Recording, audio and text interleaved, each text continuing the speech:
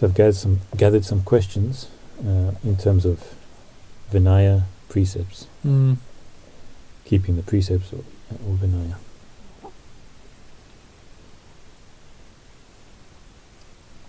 So sometimes people take the precepts because of circumstances. Yet if the circumstances change, so does their precepts. And others take it on because they understand that it is beneficial regardless of circumstances. Either way, will both types of people be able to attain purity in terms of virtue, purity of mind, purity of view, resulting in freedom from suffering? No. It needs to be taken rightly.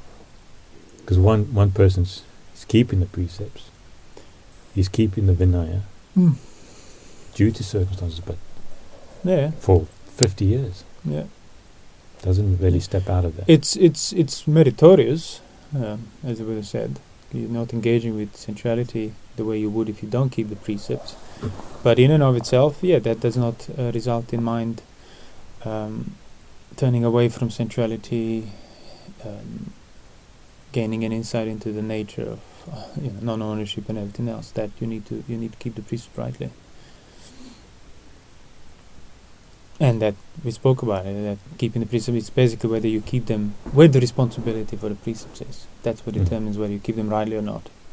So, taking the precepts as a result of a tradition, culture, external values, and it must be done because of that, means that's where the responsibility is. It's on this level of external acts. And that's why the mind is still bound with them. Sure, they're better acts than non-precepts, but if you recognize, no, I keep the precepts because I choose to do so, because I want to train my mind, not because of the weight of the tradition of the culture, that then brings it much closer to home, and it's harder to keep the precepts that way because you realize I can choose to not keep them. It's on me. There is no external authority or criteria or weight. It's on me. So I can do it or not do it. And then you feel that, so then why am I doing it? Well, exactly. So feeling the keeping of the precepts on that level with that responsibility, and not breaking them on that level with that responsibility, and sustaining the context of keeping them, that is now directly affecting your mind. The person who takes them responsibly or chooses to take on the precepts sees where the problem is. On some level already they see, I'm responsible for my mind being depressed, my mind being unhappy. What can I do about it? Yeah, sure, they can. They could be seeing that. I need to take on the precepts. That is the only sort of right beginning. You see that a direct possibility that, or at least have faith that there is a direct possibility. So you don't then mask the precepts, and I do it just because we all agreed to do it, and I'm fine. As long as I stick to our external agreement, I'm fine. I don't have to think about anything else. I don't have to reveal my intentions further. I'm fine. I'm doing it. I'm meeting the requirements. It's acceptable. I'm following the form. I'm blameless. Yeah. All of that. But it's like, no. You're blameless if your intentions are not rooted in greed, aversion, delusion. And in order to start revealing your intentions, you need to start keeping the precepts on that intentional level every single time. Like, no. I'm abstaining from breaking the precepts. I'm abstaining from sensual acts of carelessness or anger, because I choose to do so because I want to train my mind, not because. And that's why then you wouldn't be bothered if, say, we agree to keep this precept, and now you're just going doing your own thing. It doesn't affect me. It's not my problem, because I'm not defined by the group think nor group action. I'm defined by my own intentions every single time. Also, you're probably less likely to, put the responsibility for your state of mind on other people. Like, I'm depressed because he did this, or I'm angry because he did this. Sure. You're more likely to see where the responsibility you're lies. closer to recognize where the problem is. So it's kind of helpful to be in a community of people who keep precepts. But the dangers there is they're relying on the community for you keeping the precepts. It's helpful to be in a community that keep the precepts, but not necessarily helpful to be in a community that keep the precepts, but then never really points at where the responsibility should be and teaches you what you need to know. So if you're in community that keeps the precepts due to the external circumstances and the authority, and that's all they do, and then when it comes to practice, the views are like here and there, and nothing brings you back to take on responsibility for those precepts, that's not helpful. Now you're going to proliferate even more, because I'm sure many of the ascetics and Brahmins in the suttas were virtuous in terms of the precepts. Yet they were extremely, like victims of extremely wrong views that the Buddha himself, quite harshly mocked or dismissed or dismantled. But yeah, many of them were probably quite restrained in that sense. So if somebody joins that sort of community whereby you would be restrained, but then with all these views that do not reveal the responsibility or undo it, just add further to it, well, that would be even harder to undo now than before. If you go along with it, of course. You could be responsible in that context. I mean, it always remains possible. You can always turn around. But it's going to be factually harder, because now you are accumulating these further views on account of already that non-responsibility of your precepts and the virtue. But if you're in a community that keeps the precepts and then keeps teaching you how to take the responsibility for it and not rely on the community and recognize your own intentions and the roots of it, that's like, okay, now see the precepts have been taken, even if they haven't been taken rightly, now they've resulted in greater perspective that it's making you take it rightly. And that's the gradual training. The Buddha said, come and dwell restrained by this. These are the virtue, the precepts. And person starts doing it rightly, okay, now God ascends those, now increase, okay, now be mindful, and with all the instruction. Yeah, there is a sutta that says the danger of relying on another person. Like the danger of your precepts, your practice being reliant. Your well-being, your equilibrium. Someone else doing that same stuff. Because if that person, that monk, does all of a sudden changes and does a defiled act, you think, oh my goodness, and the Sangha, he has to disrobe or something, then your practice. Oh. Yeah. Well, that's all like my faith, all my inspiration. Was it the acrobats? Yeah, that too. Yeah. One on standing on each other's shoulders. It's like, oh, you look after me, I look after you. It's like, no. Actually, the safest will be if you look after yourself and I look after myself, and then we're both going to be in sync. Just a further. Another question is: I am afraid of breaking Vinaya. I obsess over the minor details. And having now read that the Buddha, in his last instructions, said to the monks, after I am gone, the Sangha, if it wants, may abolish the lesser and minor training rules. So it seems that I have been obsessing over things which are not important. I think I should obsess over what is important, but I don't know which guidelines to now obsess over. If the Buddha himself says the minor, lesser training rules can be abolished if you want. Now he's saying it's not that important. Exactly. Yeah. So then you have to accept the fact that there is fear in your mind on account of which you're obsessing, and then not act out of fear. Accept it and endure it. Oh, there are all these rules, and we're breaking. Oh, I'm afraid. I'm doubtful. Feels unpleasant. So I keep acting towards reclarifying and rehashing all these rules and permutations, so then I can remove the doubt. And that's why you're afraid, and that's why you're in doubt, and that's why you're not benefiting from keeping the precepts.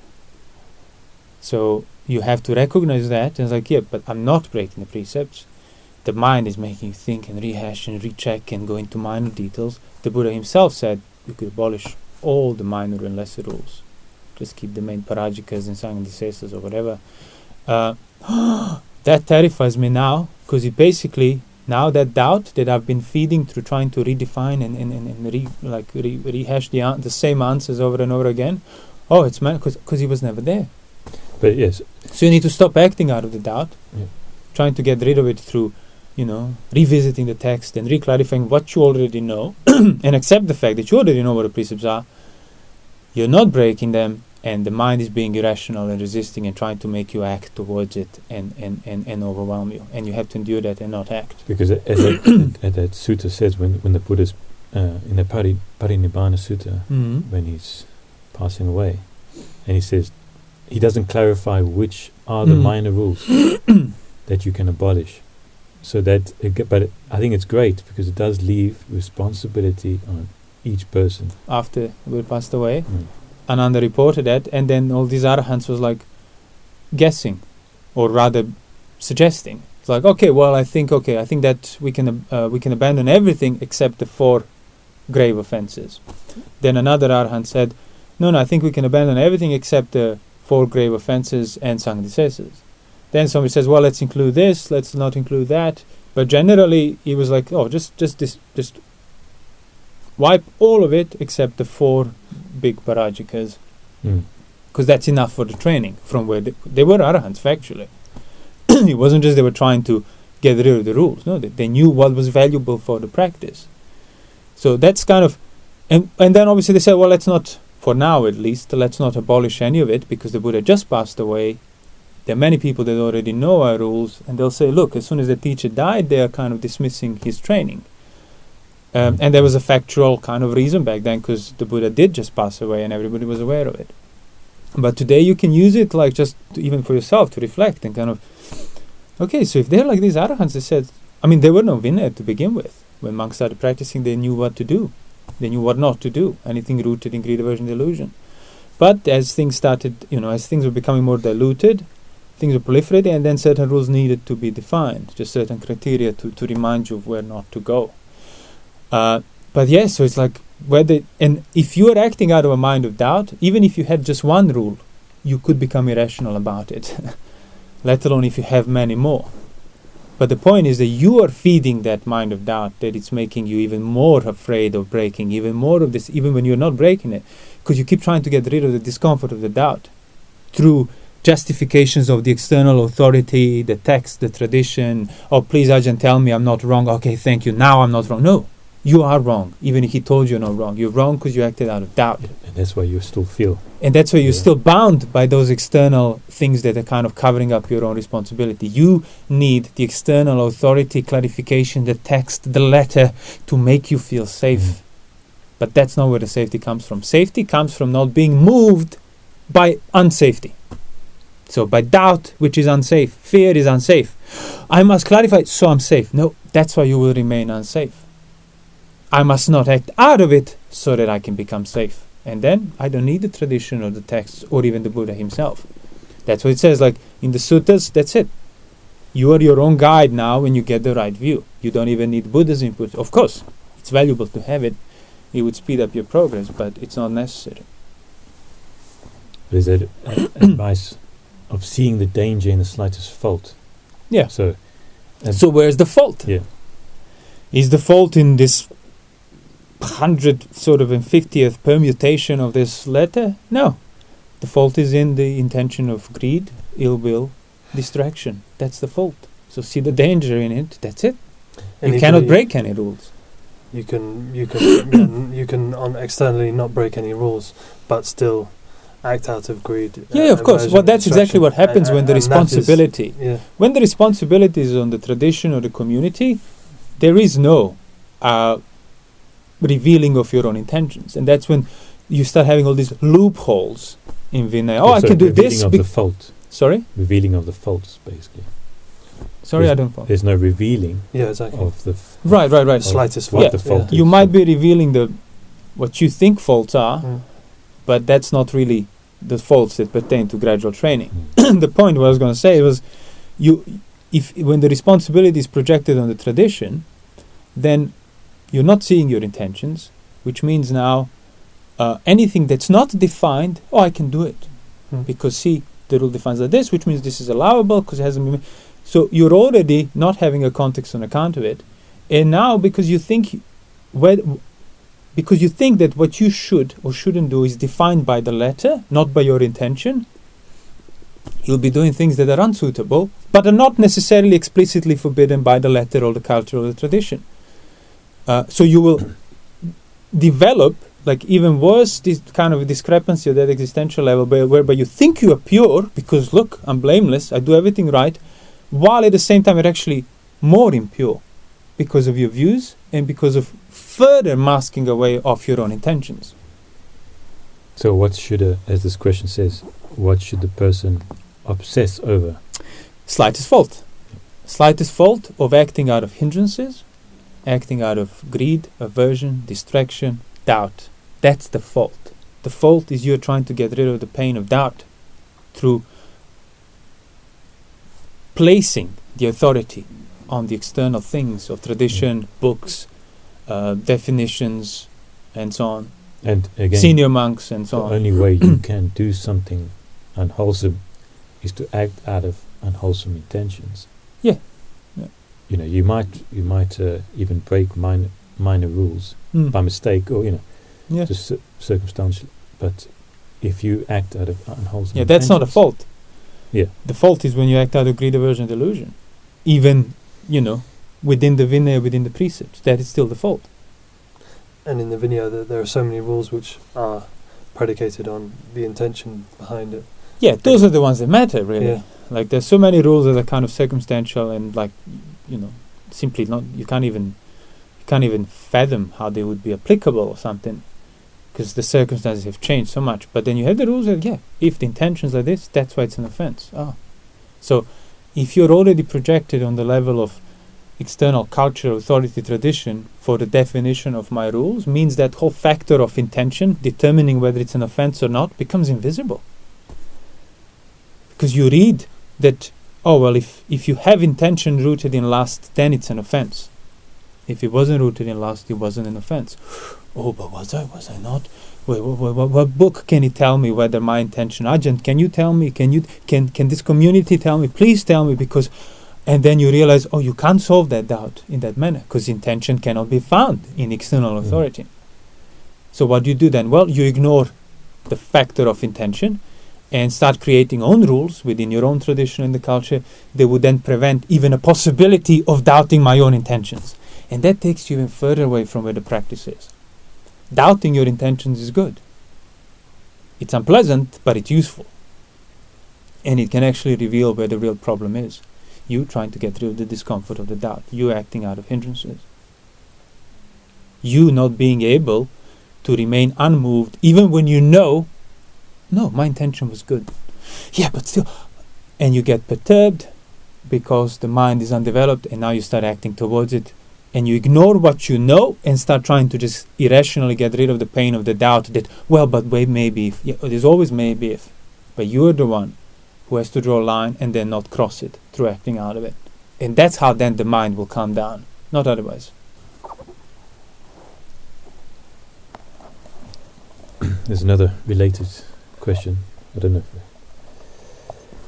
if in terms of it, assumption to virtue and duty, or attachment to virtue and duty. So the question is, what exactly is the assumption there? And I think there's the assumption that this virtue and duty in itself will result in safety. So a person I'm not going to do what I want to do anymore. I'm just going to follow this community, these rules. And I'm blameless and I'm safe. And forget about myself, which means I am uprooting sense of self. Just following the rules of the community and doing what the rules are, thus no self. Completely humble and purified. If I just stick to these prescribed rules of this particular community.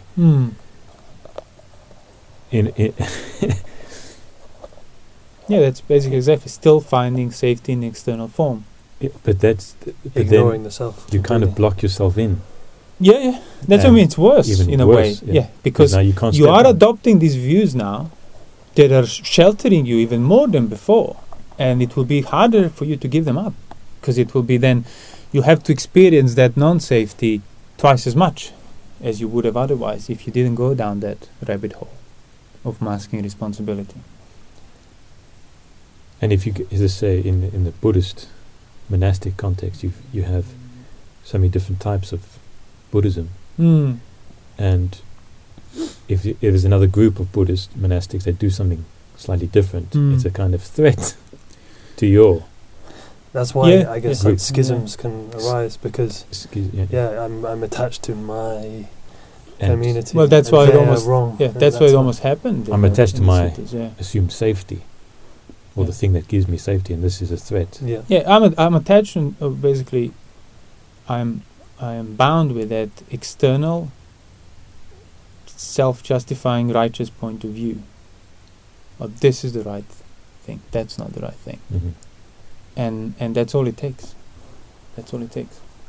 You're finding safety in that external righteousness. In the same sense, you will find safety in the external authority, the external tradition. And now you found what nobody else understood on that external level, and now you are the right one. And that's it. That's why it's a problem. Even if what you found safety in is factually correct, say it's the Buddha's words, the matter, you took it in that external self-righteous sense. You haven't actually self-righteous. You haven't endured it internally on the right level. And that's why when the monks were falling out, almost to have a schism over like some Vinaya rule about salt or whatever it was, when the Buddha came, told them like, okay, you got to stop this now, it's getting out of hand. And they sort of dismissed him 3 times. He said, well, don't you worry about it, it's our karma, not your karma. They dismissed the person that defined the rule, on account of which they feel self-righteous, and he tells them, you're both wrong now, and they dismiss him, because that's how intoxicating self-righteousness is. They dismiss the Buddha on account of whom they're practicing the whole thing. They became monks. He defined the rules. He tells them, okay, that's not important. Doesn't matter. You mind your own business, basically. That's how intoxicating it is. It was. Even back then. Because it is rooted in that sense of safety, that sense of righteousness. And obviously for somebody who has been already keeping the precepts in that manner of the external authority and just redefining that righteousness, the clarity to gain the more righteousness. Oh yeah, well, I know Pali and I know the etymology of it. Well, I know Pali and I know what the language before Pali. Well, I know the language before that. And so I have the thread further than you.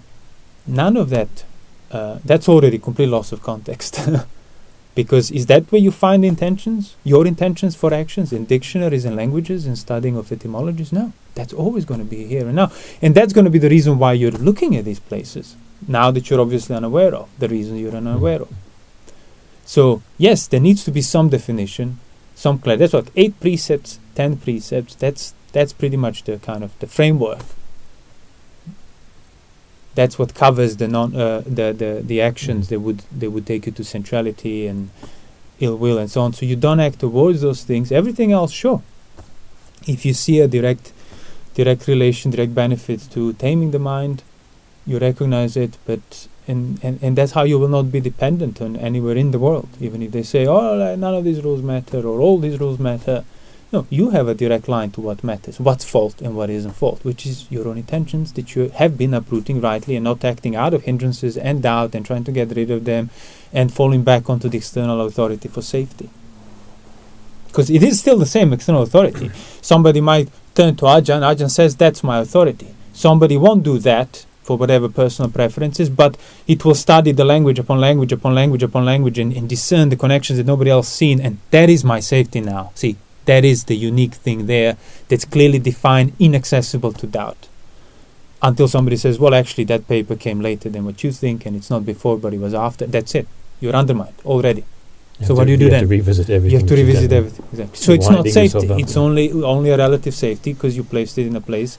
You put it in a place that's not actually safe and can never be safe. And it's kind of addictive as well. If you have found safety in the past. Yeah, of course. You will be seeking in the same way. Even if it's undermined, okay, now I need to... Well, that's why Sila Bhatta Paramasa is one of the first 3 fetters. It's a factual, real fetter.